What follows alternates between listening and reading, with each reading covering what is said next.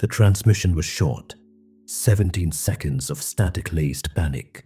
A woman's voice, hoarse and trembling, spilled through the emergency relay. "This is Daedalus Outpost, Earth's last colony, under assault. Coordinates." Silence. Then one final, blood-chilling whisper before the feed cut. They were warned. "You don't enslave humans. Not if you want to live." That's how it began. The Vedran Collective had taken thousands of worlds, broken civilizations like glass beneath their logic-driven boots. Empires of light, thought, and biology had fallen to their neural consensus. Resistance was not just futile, it was mathematically impossible. But Earth was always the exception, not because it was too strong, but because it was forgotten, quarantined, marked in their archives with one chilling phrase: "Non-integrable species, do not re-engage." No one in the wider Galactic Council remembered why, until Admiral Kesht broke the seal. He didn't believe in myths, just efficiency. So when he found the Daedalus colony, an unauthorized spillover from Earth's forgotten diaspora, he struck fast. No hesitation, no warning, and in 13 minutes, 400,000 humans were bound in neural chains, processed through biostasis hubs, and shipped off for labor redistribution across the outer bastion. No resistance, no rebellion, for exactly 1 week. Then the overseers began to vanish. Grid failures, fire outbreaks, spontaneous psychic overloads from proximity to certain human prisoners. Kesht ordered analysis. The findings were wrong. Humans were adapting, but not just to conditions. They were adapting to pain, accelerating under it, syncing memories like a network, weaponizing grief, and still, they smiled. Not because they were free, but because they remembered. And somewhere in the Vedran High Core, a forgotten file unsealed on its own, the Graal Doctrine Admiral Kesht stood before the central consensus, draped in the silver-white regalia of conquest, eyes gleaming with calculated pride. Behind him hovered the data vaults, footage of shackled humans, docile and quiet, breaking rocks and singing strange tonal patterns under twin suns. The council viewed the stream with passive interest. Earth's strain was quarantined out of myth, Kesht began.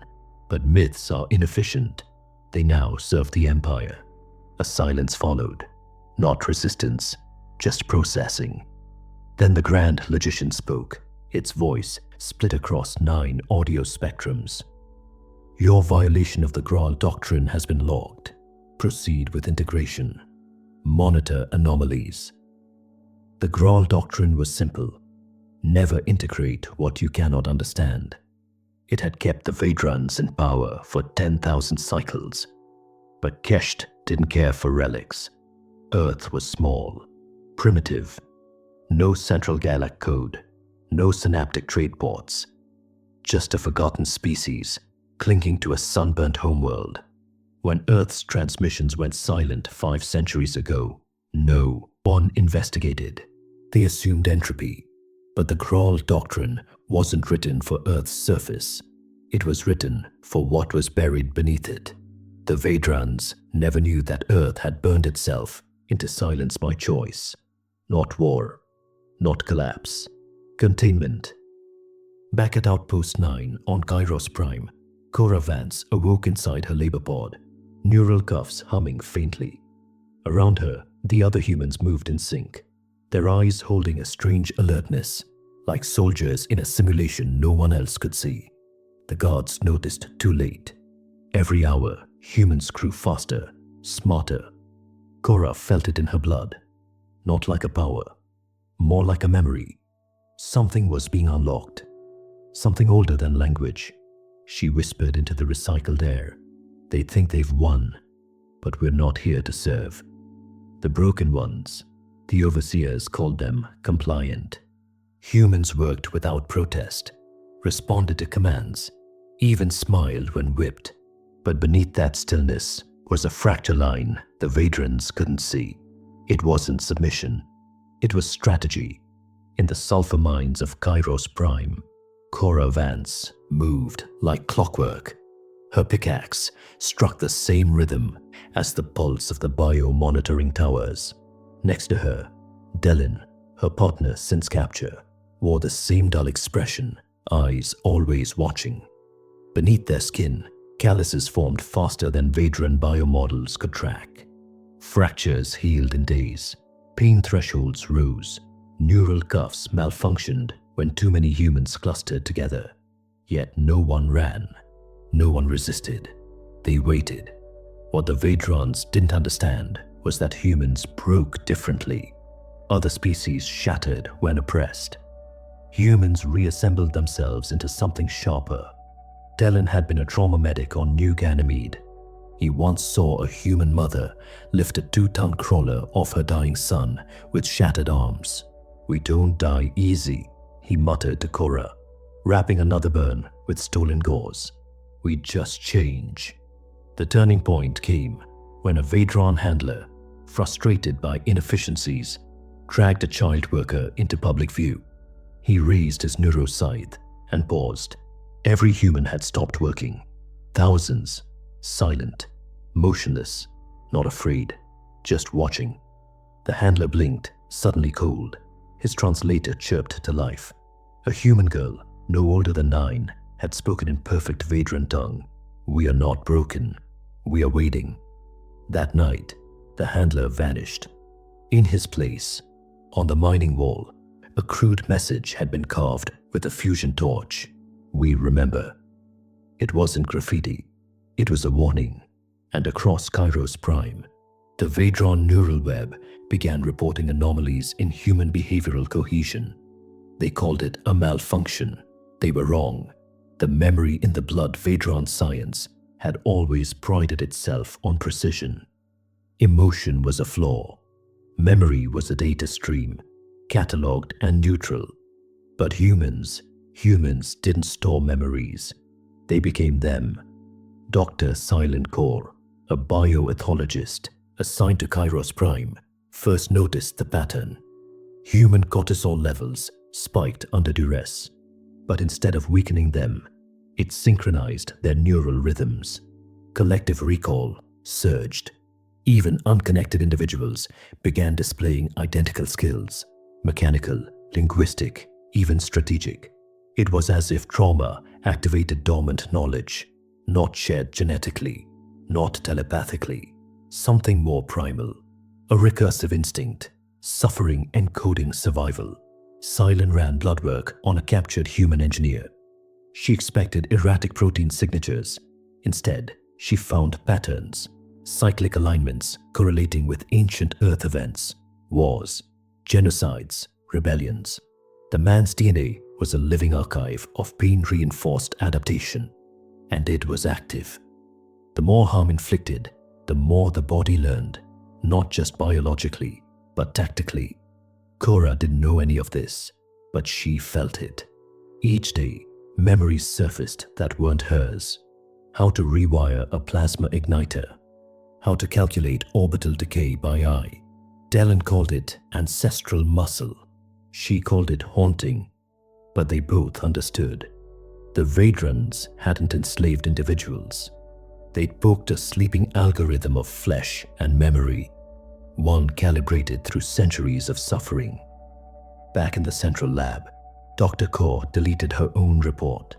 She whispered into her comms, trembling, "We made a mistake. These aren't primitives. They're a recursive response function. The more you hurt them, the more they become the thing that ends you." Her last image captured before she vanished was of a human child calmly touching the neural core of the stasis grid. The system blacked out. The humans didn't scream. They shifted, and Kairos Prime's night skies lit up with silent power failures, the first to burn. The revolt didn't start with a scream. It started with a blink. At precisely 3:07 Kairos Prime Time, Sector Grid 9 failed. 32 seconds later, the main food replicators shut down. Then the overseer's exosuits began rebooting mid-command, locking their limbs in frozen stances.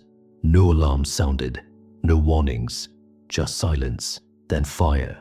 The first building to burn was the overseer's hall, a towering obsidian monolith lined with biolattices and behavioral override consoles.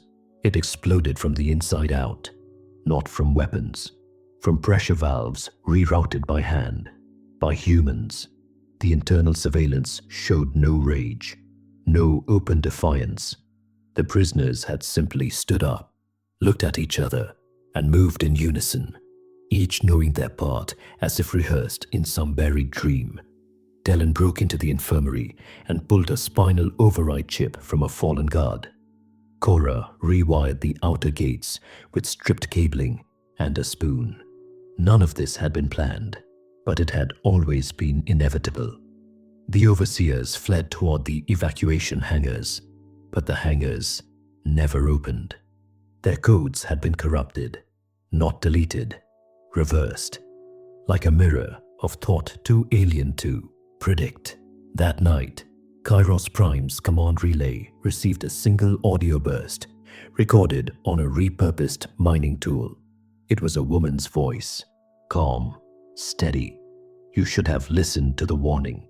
Earth didn't fall, it closed itself, and for the first time in 400 years, a forbidden file was accessed within the Vadran neural vaults. Project Acheron status, sealed by Galactic Order threat rating, Omega Black Note, subject species adapted to previous enslavement via recursive cognitive trauma loop, contact prohibited, codex flag, punitive entity. Admiral Kesht stared at the file, unreadable. Then behind him, someone whispered in flawless Vadran, "Now you remember." The things below Ophiuchi, long before Kairos Prime burned, before Earth fell silent, there was a ship called the Shard of Dawn.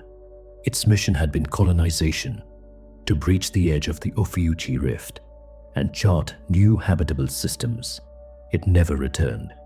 Officially, it vanished into a gravitational shear. Unofficially, it was buried in a classified file marked Event Horizon Biocognitive Contamination. What really happened was worse. The rift wasn't just a stretch of empty space. It was alive with something ancient, not a creature, not a mind, a field, a pressure, a frequency that sank to trauma and pain, like a tuning fork buried in the bones. The crew of the Shard began to change within weeks. Not physically at first, but cognitively. Old memories resurfaced, not just personal ones, but historical nightmares, wars they hadn't lived through, griefs too precise to be imagined. Some tried to write it off as neural hallucination. Others began compiling what they saw, blueprints, tactics, languages, and then, one day, they stopped sleeping. They didn't need to. They had become a new form of archive. The ship's AI logged it under one phrase, memory as mutation. The crew returned, quiet, smiling, not entirely human anymore. They buried themselves within the refugee colonies, vanishing into Earth's diaspora. Now, centuries later, Cora understood. Her dreams weren't dreams. They were encoded messages, passed down from those first infected minds. A survival program, born from the edge of sanity. They had passed through the rift and returned with something the universe was never meant to see. The Vadrans thought they had enslaved an obsolete species. In truth, they had captured an evolved archive of human extinction events, spliced with alien resonance. The humans weren't building a rebellion. They were rebooting an extinction sequence. Protocol Harvest. The first signal breach came through a maintenance droid, a flicker of static, then a voice, half human, half feedback, speaking directly into the Vadran command lattice, not from outside, from within. The neural mesh of Kairos Prime had been compromised by Cora. She didn't plan it. She didn't need to. The memories moved her hands before her thoughts, caught up, A sequence of gestures, a pattern of code pulsed into the drone interface like a heartbeat. It wasn't hacking, it was remembering. Every human captured on Kairos was now linked, not through tech, through grief. The Vedran cognitive net couldn't pass it.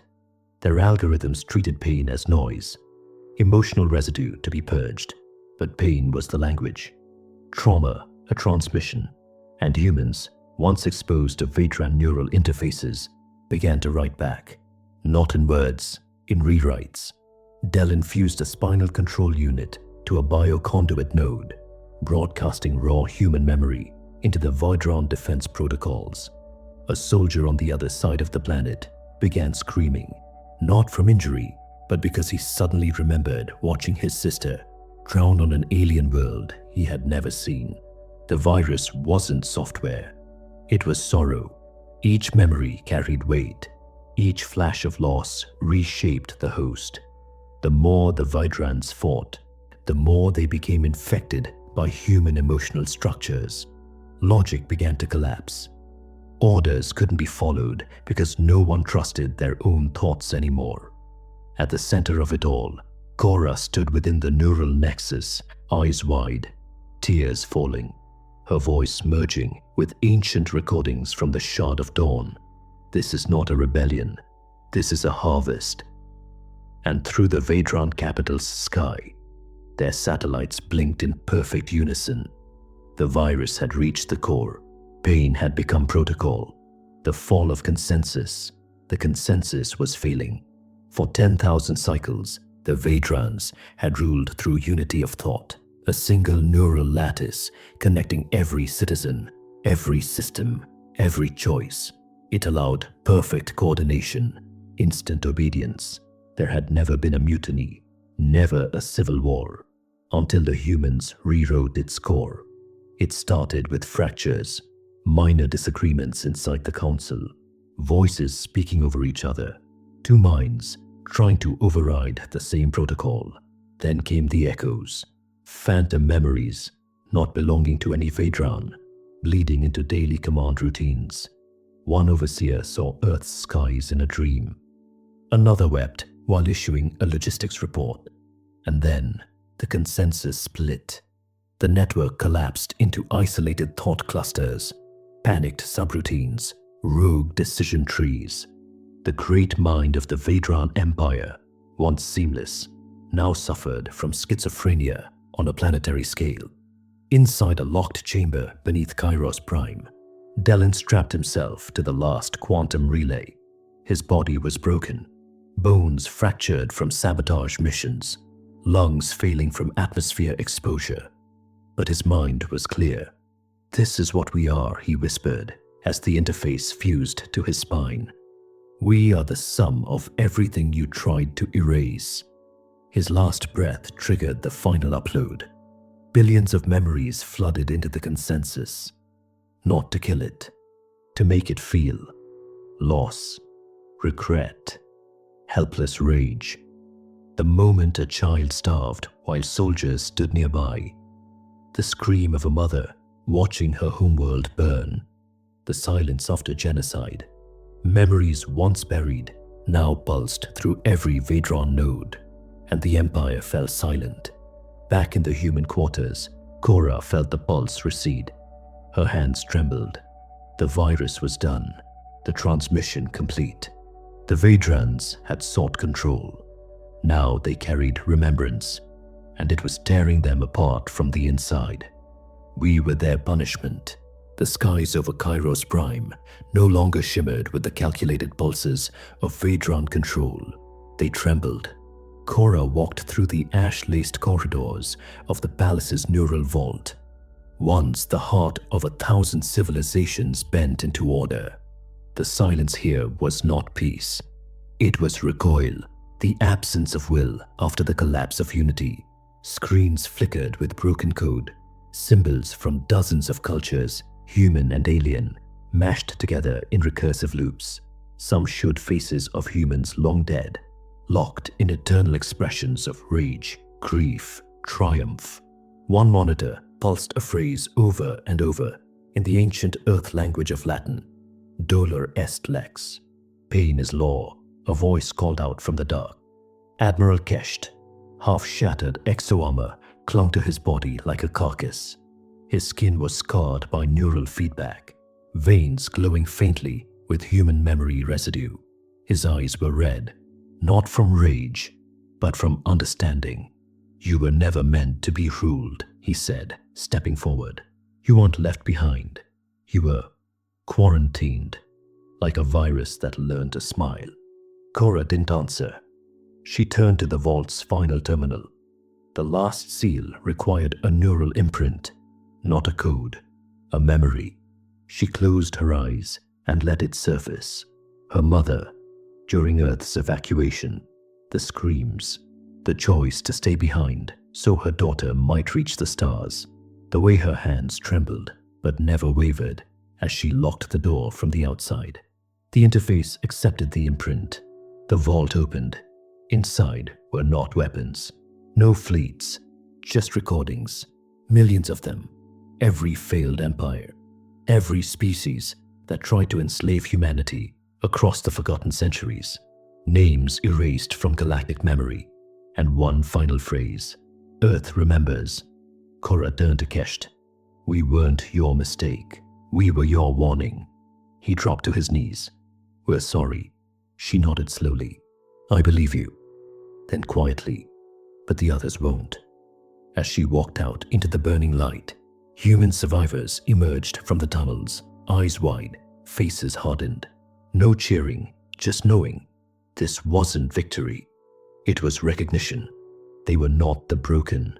They were the reckoning. Silence before the storm.